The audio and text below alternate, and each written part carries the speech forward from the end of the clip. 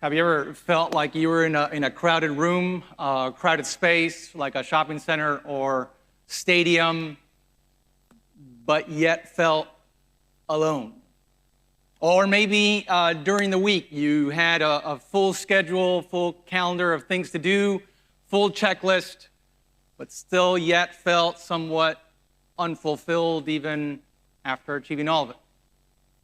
Or maybe you've gone through the week and you had a lot of conversations, but very little connection with other humans.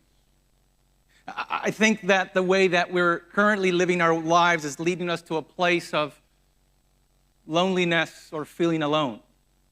And it's not sometimes intentional where we say, my life goal, my purpose is to feel alone or to feel more isolated or disconnected, but kind of the way we live our lives and the way the world moves is leading us to those spaces where we feel a little bit emptier inside.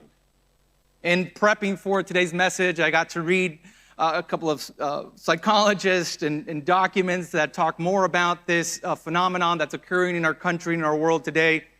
And one of the misconceptions that I learned and brought to my attention is that loneliness implies that there's social isolation, but you can be very, very connected and feel alone.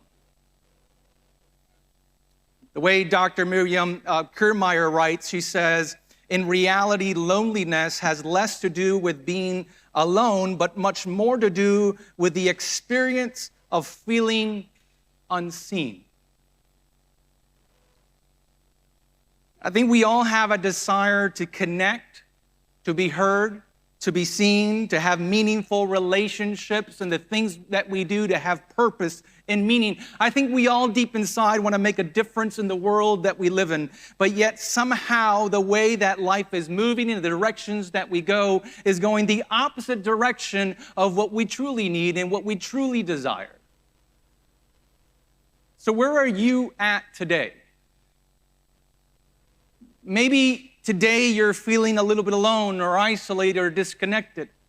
Maybe today you're feeling unheard or unseen by the people around you, your coworkers, the people in your home, the people in your neighborhood.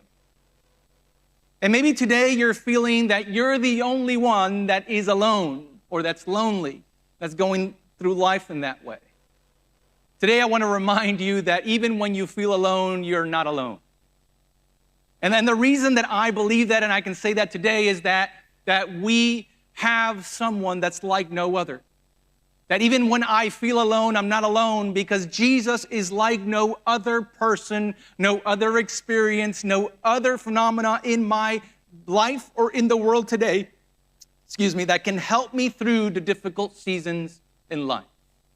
And so there's three stories that I want to share today from the Gospels. I have three helpers. We're going to try something different out today. I have three helpers that are going to help me read these stories, and I need you to be loving and patient and kind with them as they come on stage and read the stories for us. And so I'm going to welcome our first helper this morning. Sophia's going to be reading Luke chapter 19 for us, verses 1 through 10.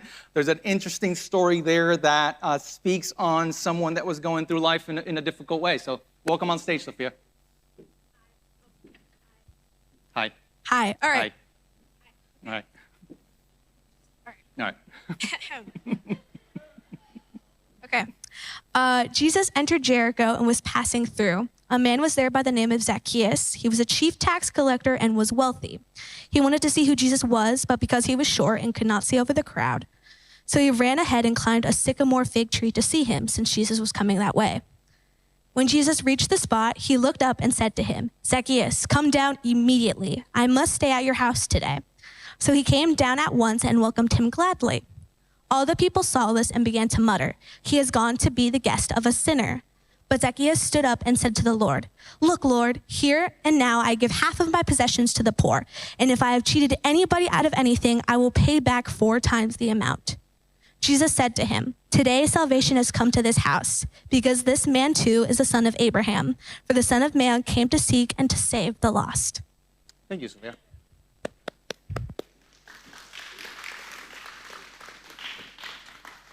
So the story of Zacchaeus is an interesting story, right? We could go in so many different paths with Zacchaeus. But Zacchaeus was someone that had made it in life. He had a very good job, very good profession. He had all the money that he needed, all the influence and power that one could possibly dream of during his time. He hadn't achieved it by the greatest of means, but he had achieved it.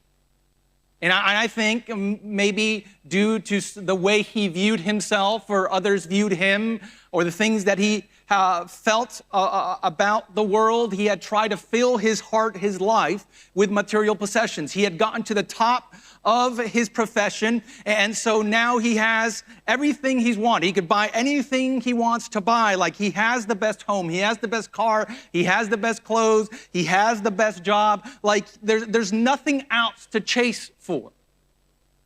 But even though he has everything, even though he has a good amount of money, even though he has a good amount of power, even though he can travel wherever he wants to travel to at any time, there's something missing. He begins to maybe see and feel that the people that he has around him are not really people that care about him or love him or are interested in his well-being. He can see that the people around him are benefiting from his resources and his money, that they love the parties, they love the trips, they love the gifts. And he begins to question maybe his purpose, his calling, his direction. He begins to feel a little bit alone and isolated and disconnected from society, from his coworkers, from his family. He begins to see that there's something that's not there that should be in there. And maybe he lays down in that beautiful bed of his, but yet can't sleep. Maybe he wakes up in the morning and asks his personal chef, whip him up that special omelet, but it has no taste. Maybe he gets into his sports car, but he just no longer feels the excitement of revving up the engine and going down the road as fast as he can. There's something missing, even though he has everything. And so he realizes that he has sought recognition and validation to be seen for what he could achieve, but yet he's experiencing more anxiety, emptiness, isolation, and sadness more than ever before in his life. Until one day, like Sophia read, he hears that this man named Jesus is coming to his town, to his hometown, to his little corner of the world. And he begins to feel something inside that he hasn't felt in a long time. He begins to feel excitement. He begins to feel a little bit nervous. He begins to almost act as a little kid or as he acted when he was a child, because when he realizes that Jesus is coming through and everyone else also wants to see Jesus, he does something that as Zacchaeus, the chief tax collector, would have never done, but Zacchaeus, the child, would have automatically done. Climbs up a tree as an adult, as a wealthy man. Not concerned about what people will say or think about him. Not concerned about who's watching, but solely focused on Jesus passing through him, through his town. Now, Zacchaeus is feeling more alone than ever before, unseen, unheard.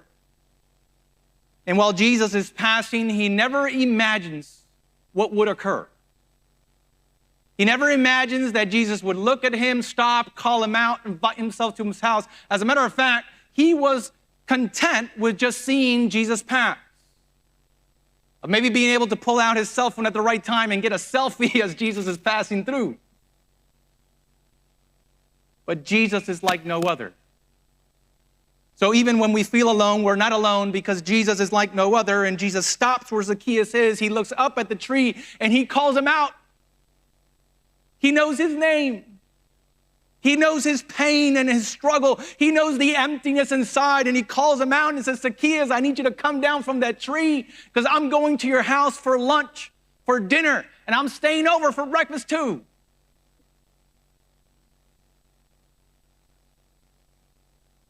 Why does Zacchaeus get down from that tree so fast? Why doesn't Zacchaeus turn red and hide behind a branch or a limb? Why didn't Zacchaeus just throw himself down and run away, feeling ashamed that he's being called out? I believe because Zacchaeus, for the first time in his entire life, feels seen and heard and feels understood, feels loved and accepted. And even though he's a cheap tax collector, he doesn't care what people are saying. He has Jesus, who's like no other, coming to his home. I think we have some things to learn from Zacchaeus' story. And maybe the easy things to learn or the fast things to learn from the story is that there's not one thing, there's not an amount of money, there's not an amount of packages that could arrive to your house, there's not the right perfect house, the right car, the right job, the right promotion, the right clothes, the right shoes, the right hairdo, the right face, the right surgery, the right procedure, the right trip that can only be filled by Jesus. By pursuing the things that the world has to offer, the things that you desire will only bring more emptiness inside. Jesus is like no other because he saw Zacchaeus and he sees you today. Did you know that Jesus can see you right now? He can see the holes or the emptiness in your heart. He knows your pain and your struggle. He knows the amount on your bank account, however great or not so great. He knows your desire, your dreams. He knows your struggle. Jesus saw Zacchaeus, and he sees you. Now, not everyone there that day was happy about Jesus going to his house. As a matter of fact, some of them say, doesn't Jesus know who he is? Doesn't Jesus know that he's a tax collector, that he's a sinner, that by going into his home, Jesus will contaminate himself with a sinner's food and a sinner's clothing and with a sinner's touch? Doesn't Jesus know? The text there that Sophia read at the very end says that Jesus came to seek those that were lost. That Greek word for lost is apollolos. Can you say that with me? Apollolos? You didn't say that right. Can you say it with me? Apollolos? You're missing the accent in the right place, but it's okay. We'll get it. Time. I'm just kidding. The apollolos that Jesus is talking about there is those that are lost. But more specifically, those that are feeling alone and lonely, disconnected, isolated, and unseen. Jesus came to see those that were unseen. And if you're feeling unseen today, Jesus came, died, and rose for you. Jesus had proximity and contact with Zacchaeus, the chief tax collector, sinner, short man that attempted to accumulate but found more emptiness, but now felt seen. The outcome is beautiful. We don't know how long Jesus stayed at his house. We don't know how long the conversations were. We don't know what they ate. We don't know how long they stayed up talking about endless stories or experiences or pains or struggles. What we know is the outcome. That Zacchaeus steps out of his house and says that he's going to give half of his belongings away to the poor. In other words, Zacchaeus, before meeting with Jesus, knew that there was poor people in his town, but hadn't done anything about it. Zacchaeus also says that he would give 4 times back to what he had given to the church, for the church to be able to function, but hadn't given it. You see, the before and after in Zacchaeus' life from being seen, connected, and heard is to begin to live out his life with the intention and purpose that Jesus had for him. We will never live out our purpose, our calling, the path that God has for us until we have that encounter with Jesus. For Jesus to fill the void, for Jesus to be the be-all, end-all of who we are. There's a second story I want to share with you today. I'm going to invite Jamila to come out. She's going to be reading from Matthew chapter 8, verse 1 through 4. It's a very, very short story. If you like short stories, this is the epitome of short stories in the Bible. So I'm going to invite her to come out and share this story with us.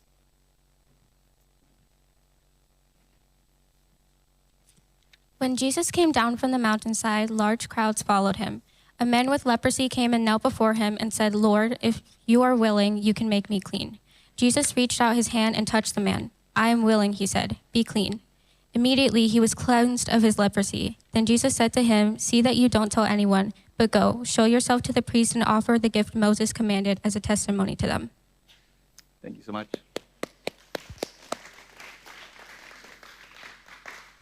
Very, very short story, to the point. There's so much to learn from even so in 4 verses. In the Bible, this sickness called leprosy is seen in the Old Testament primarily, and then we kind of see it in the Gospels and kind of don't see it again.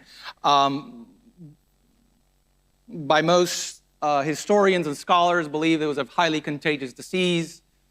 When you were pronounced to have this disease, it's usually by the priest, and it was not by a physician, which is highly interesting, right? If you have a sickness, you should go to the doctor, not to your pastor. So let's keep it at what it is in our society. I'm not prepped to deal with that.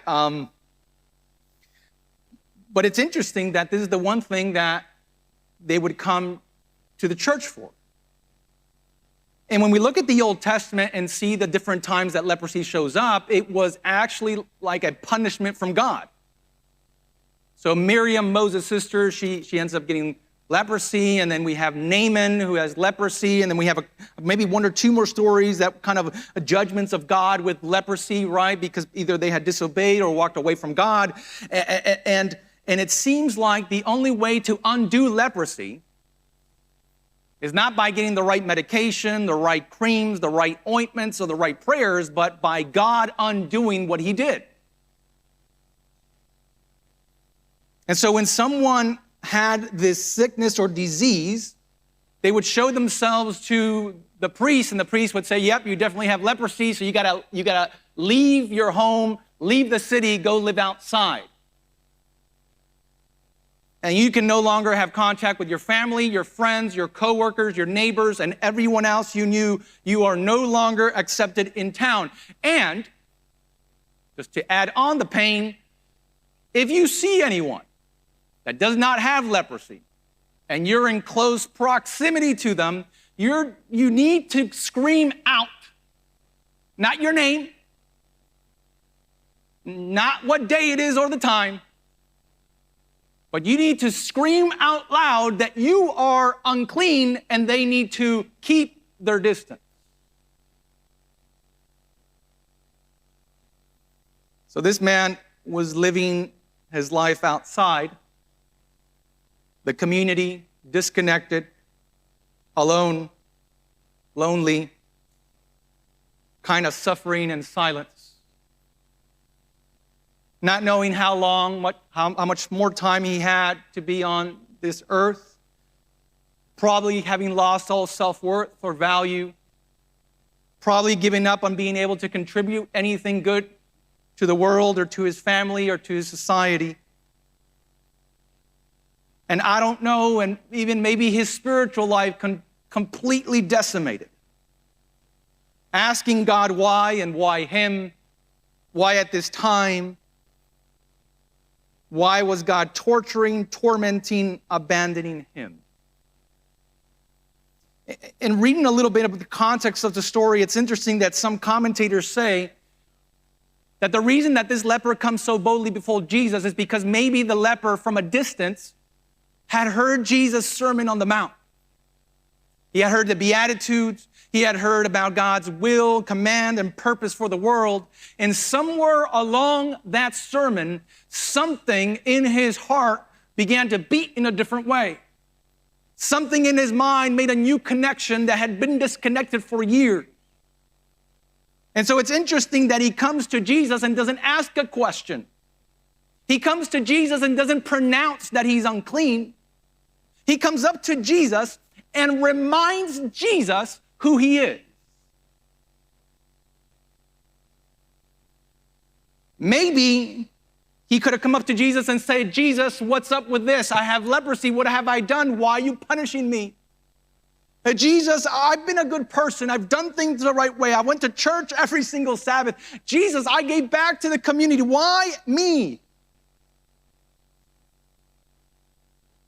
But he comes up to Jesus and says, Lord, if you are willing, you can make me clean. Not, you may or may not have power to do this. Not introducing his doubts or fears into the scenario. Not putting self-pity or self-centeredness into the equation. But saying, hey, Jesus, Lord of heaven and earth, Jesus, creator of the universe, Jesus, sustainer of life, Jesus, the one has power to restore dead things back to life, Jesus, the one that changed water to wine, Jesus that has helped blind people see, I know who you are. I want you to be my Lord. I know you can, but if you're willing,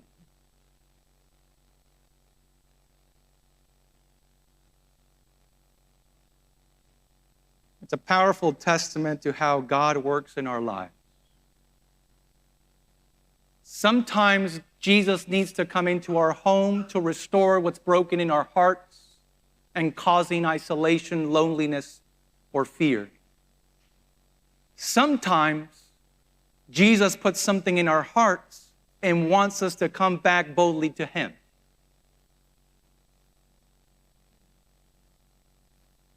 The man came out and reminded Jesus who he was, and it's fascinating that Jesus turns to him, says, I am willing. Can you imagine being there that day? The man comes up to Jesus, says, hey, Jesus, I have leprosy. I know you can heal me. Are you willing? Jesus says, I'm willing.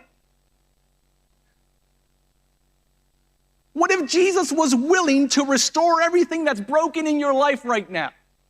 What if Jesus was willing to restore your marriage or broken relationships? What if Jesus was willing to restore your self-worth and identity? What if Jesus was willing to restore your physical illnesses? What if Jesus was willing to restore your home? What if Jesus was willing to restore your neighborhood or community? What if Jesus is always willing?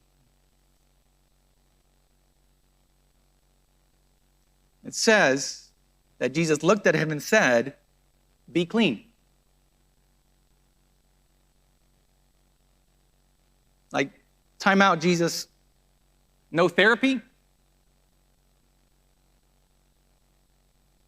No process? No medication, no creams? He didn't change one habit. He didn't even ask for forgiveness. He said, Jesus, I know you're willing to do this. Are you willing? I'm willing, be clean. How long did it take for this man to be clean?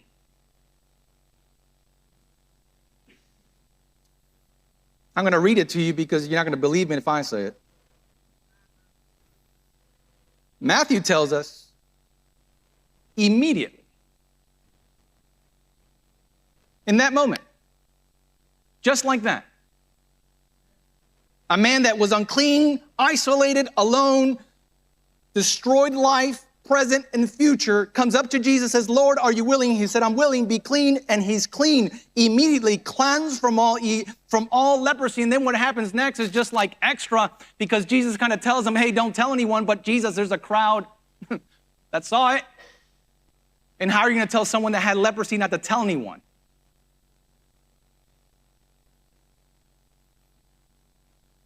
Now, the most impactful part for me is one that I left out.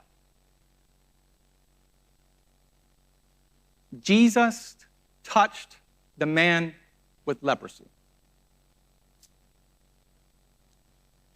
While everyone else is trying to keep their 6 feet plus, while everyone else is trying to, get to the other side of the street, the other sidewalk, while everyone else is saying, hey, no need to talk in person, we'll call, text, email, Jesus is the only one, first one, that has touched this man in years. And Jesus knows the Levitical laws that if you touch someone that was sick, you needed to now go through a process for cleansing and to be restored and to be put back in society. But Jesus is the only one that also knew that if he touched him, well, it was not just to take on his leprosy, but to bring cleansing to this man's life, to bring cleansing to his heart, to remove sin and guilt and build up self-worth and identity, because Jesus is like no other. A man that was broken and alone and lonely, isolated, detached, is now healed and restored and brought back into a society that had pushed him out.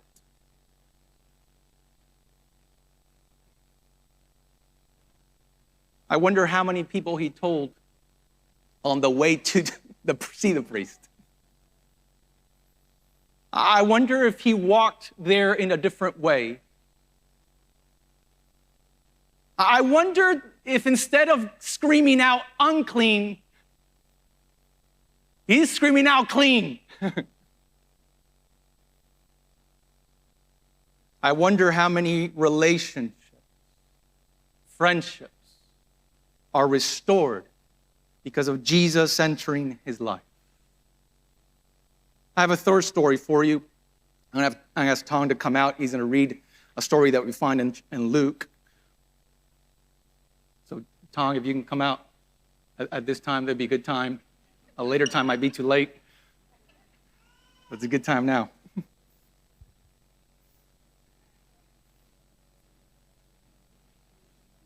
All right, we need a minute. We're having some technical difficulties. It's all good. He is here. He is real. There we go. Thank you, buddy. I was getting a little bit nervous, but we're good. And it came to pass the day after that he went to a city called Nain, and many of his disciples went with him, and much people. Now when he came nigh to the gate of the city, behold, there was a dead man carried out, the only son of his mother, and she was a widow. And much people of the city was with her. And when the Lord saw her, he had compassion on her, and said unto her, Weep not. And he came and touched the bier. And they that bare him stood still. And he said, Young man, I say unto thee, arise. And he that was dead sat up and began to speak. And he delivered him to his mother. And there came a fear on all, and they glorified God, saying that a great prophet has risen among us, and that God has visited his people. And this rumor of him went forth throughout all Judea, and throughout all the region round about. Thank you, sir.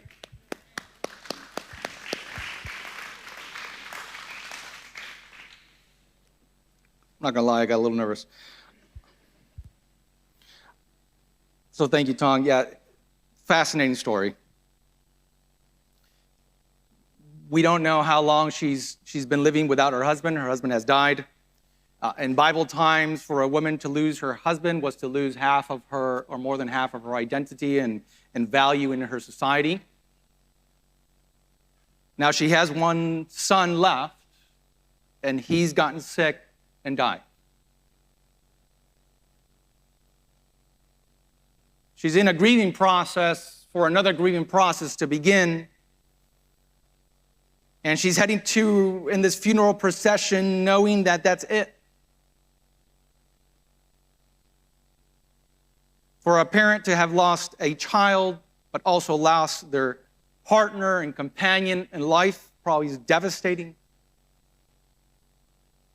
And unless we've gone through the situation, we fully don't understand or comprehend her pain, her struggle, her emptiness, her desire to find some sort of relief. And she probably, although filled and surrounded by a crowd of people that are walking with her and crying with her and mourning with her, she feels alone. She probably feels unseen by God and unseen by the church or religious leaders. She feels completely alone in the world.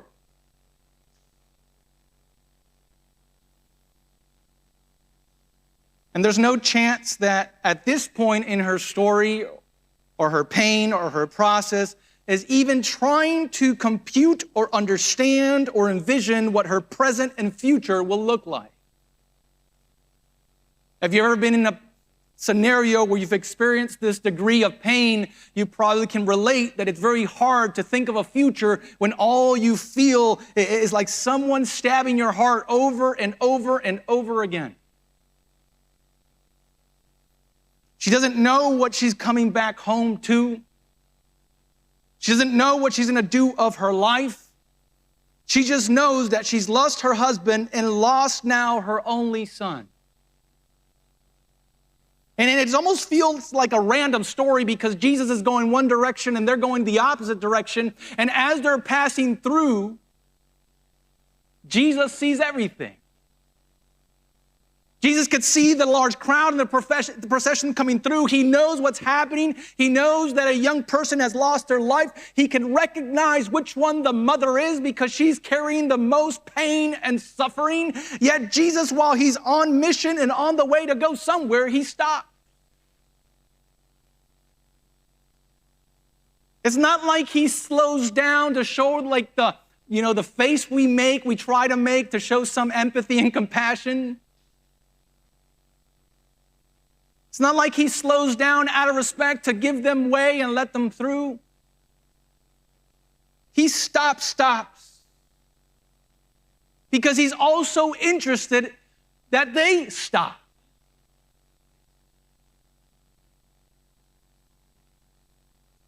And he goes up to them and her. And he looks at her in the way only Jesus can. He's like no other. He's the only one that can look at a mother, at a wife that's lost everything and say, don't cry. We should not try that. He's like no other. He can do it. You shouldn't, I shouldn't, we can't, don't do it. But Jesus looks at her in a different way. Jesus looks at her in the way, but different than her husband looked at her. I think Jesus looks at her as her son had looked at her from the time that he was born to the time he died. She felt something different when Jesus looked at her, because when Jesus looked at her, she could feel that Jesus knew everything. She could see that Jesus understood her pain and her struggle and the emptiness that she was experiencing inside. Therefore, Jesus can say, don't cry. I've stopped and you stopped so I can do something so you no longer have to cry. Your scenario is going to change a little bit. I'm going to step into your life and I'm going to touch the casket of your dead son, and something's going to happen. I'm not just going to give you an empty promise. I'm not just going to pray a nice prayer over you. I'm not going to give you just a hug to tell you I love you. I'm going to show you my love.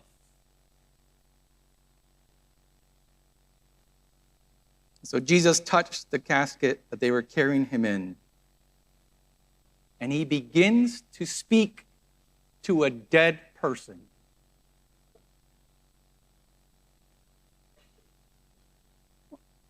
Let that sink in for a second. It's a funeral. He's dead. Not coming back. We're trying to make sense of it, trying to understand our feelings, our emotions. We're just trying to make it through the day, Jesus. We know you're coming back and all things will be restored. We're just trying to make it through today. And Jesus does something off script that no one expects. He put his hands on the casket and he begins to speak to the young man and says, I say to you, get up.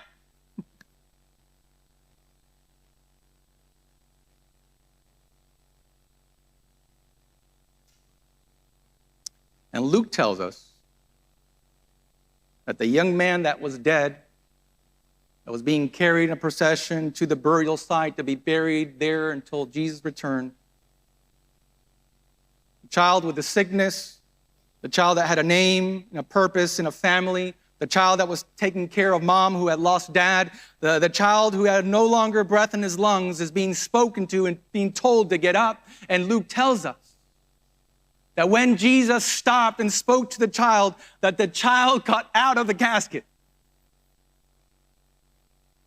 It probably scared one or two people. I don't know if the words scared them or the act scared them or both things scared them.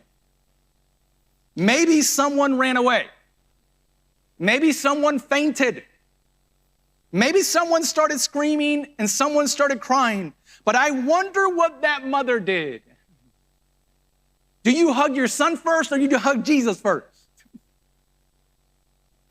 Do you ask him how he did it or do you just celebrate that he's already done it?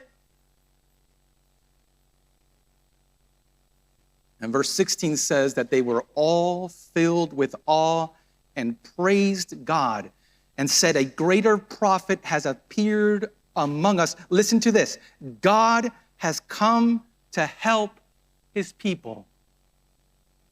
Some other versions read, God has come to be with his people. What if God wanted to be with you today? And maybe you came in this morning not knowing if anyone in this room recognized that you're here. Maybe you came in this morning wondering if everyone knows the pain that you're going through. Maybe it was a rough, tough week where you felt pain and you struggled and it was an uphill battle. Maybe it was a week where you got nothing done or you got everything done but still doesn't feel enough. Maybe it was a tough week at home where you struggled with mom and dad, or you struggled with your kids, or you struggled with each other. And today you're feeling tired and overwhelmed, and you just feel like quitting and giving up. Maybe you feel like Lazarus, where you have a lot, but you have nothing. Or maybe you feel like the leper, that you are living life all alone and no one understands you, that no one has time to listen to you. Or maybe today you connect with the widow, where it feels like you just keep losing, year in, year out, you just lose and lose and lose. It's just nonstop losing in your life. Today I want to remind you that God visited his people and he continues to visit his people today. Therefore, even when you feel alone, you're not alone because he's like no other. And 3 different stories, Jesus stepped in 3 different ways. Jesus never interacts with 2 people the same way. He knows exactly what you need right now. He knows exactly what you're going through. He knows the words that you need to hear right now, or what you need to feel, or the encouragement of just being in a bigger space with more people. God is with us. But for him to be with us did not come free, and it did not come at a cheap price. You see, in heaven, Jesus was an insider. He was in the Trinity. He was in the best spot in the entire universe, and he chose to become an outsider for us. He chose to be an outsider so that the leper could be an insider again. You see, he was in a place called heaven where there is no sickness, heavenly beings with perfect being bodies, whatever that looks like. But he chose to come down to earth in a human body and take on sickness and death. He took on death so that this widow's only son could have life. You see, Jesus in heaven was in a perfect family. Perfect Thanksgiving dinners. Can you imagine that? By the silence, it's either perfect or not. But he chose to come down to this family, which was dysfunctional and broken and messed up. And in this family, he chose loneliness so that we could become part of a heavenly family, so that we no longer would be alone even when we are alone. You see, Jesus took our shame, he took our pride, he took our pain, he took our suffering, he took our loss, he took our confusion, he took our loneliness, all at the cross.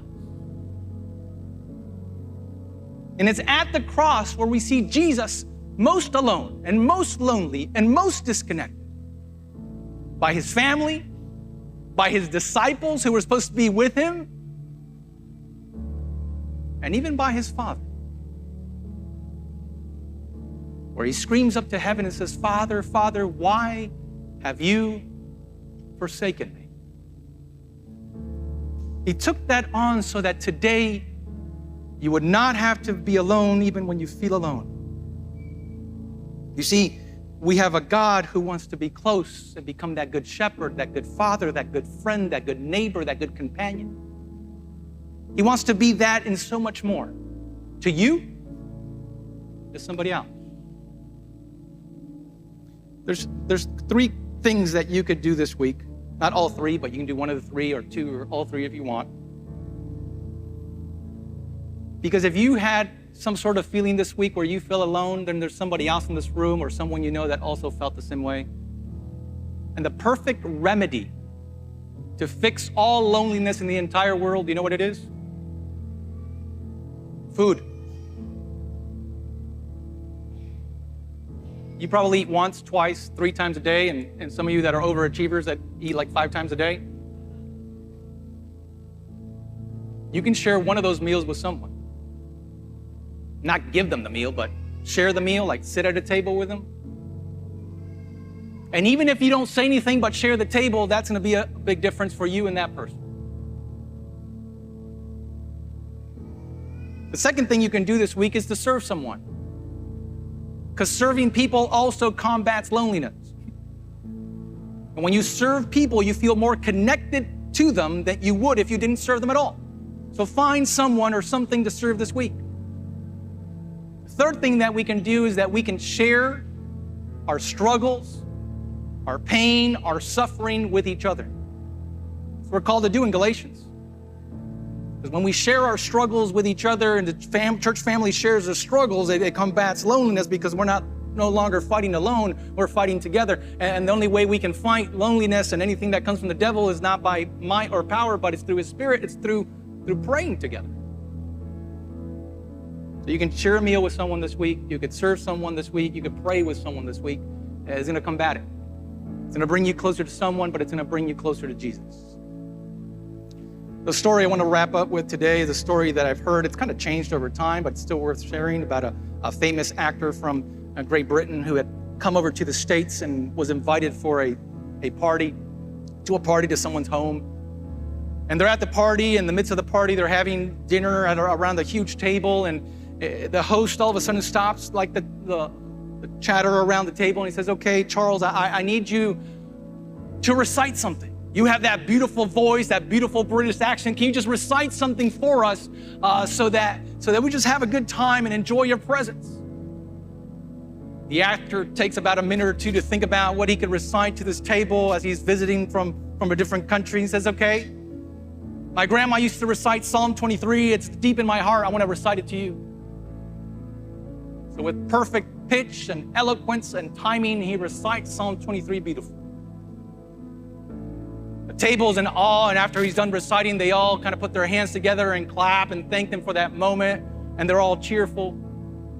And so the host goes around the table, and he's asking everyone to kind of share a story or recite something, and they're going all the way around to the point where they get to the host's aunt, who's a little bit deaf. She's lost her hearing a little bit. She hasn't picked up what everyone else has said, and so it's her turn, and somebody reminds her what's kind of happening, and she goes, "Okay, I'll recite something," and she begins to recite Psalm 23.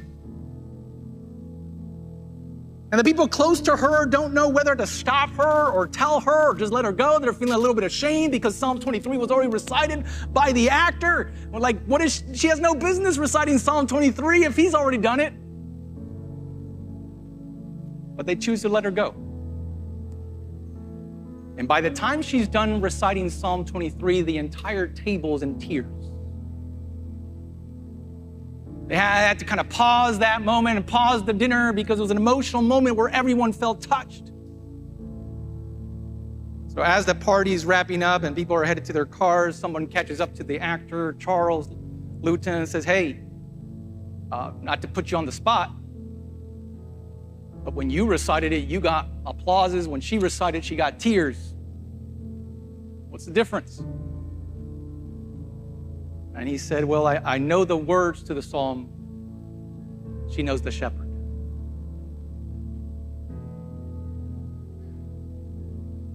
I believe that God wants us to go beyond the words, beyond our actions, beyond the things,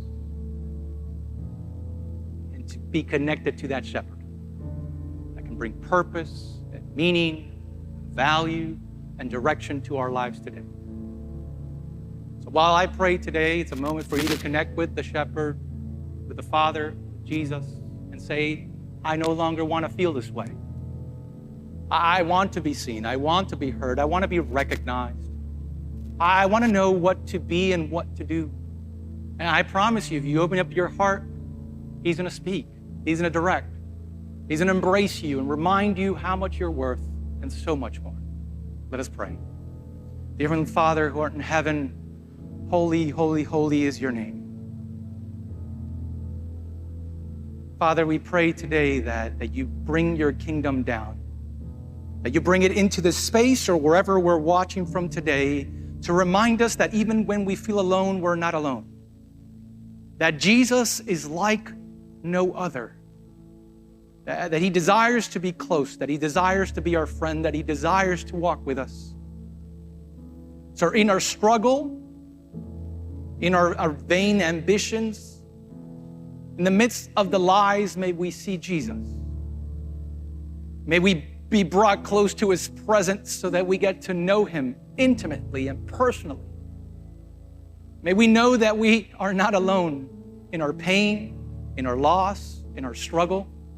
May we be reminded that we're also called to help others in their journey, in their path, to connect with them, to connect them with you.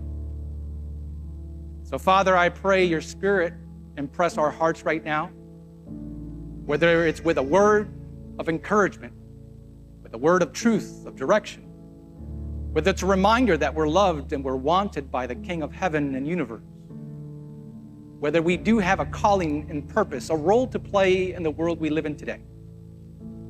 Father, may it only come from you, and because of it, may we live our lives for you. It's in Jesus' name we pray. Amen.